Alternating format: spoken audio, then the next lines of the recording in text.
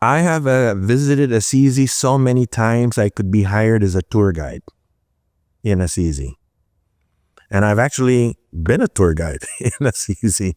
Not a formal tour guide, but, take people I know if we happen to be in Rome or...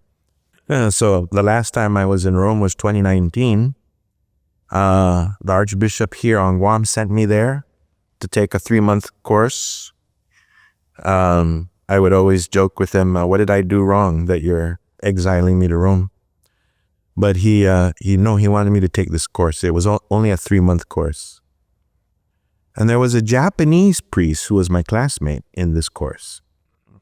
And he had been to Assisi once, but he was part of a group, like a pilgrimage group. So they, board the bus, get off the bus, board the bus, get off the bus. And he wanted, so it was more rushed.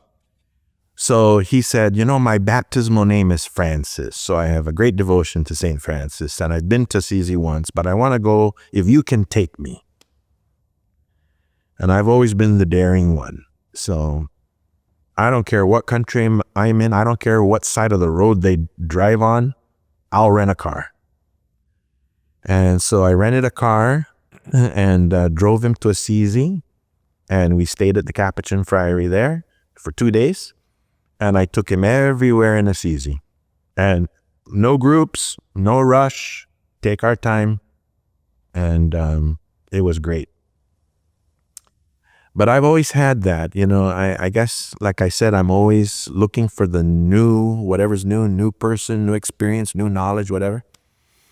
So when I travel, my way of doing it is when I get to the new place, I rent a car and I go to the most remote part of that country and I go to where the locals are and I just order a cup of coffee and I just listen to what's going on.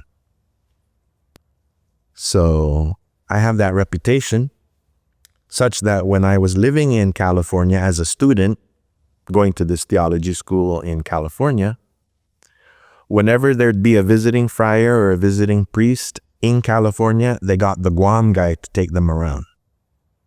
They didn't ask the California students to be the tour guide. I became the tour guide because I'm adventurous and I'll take them wherever they want to go.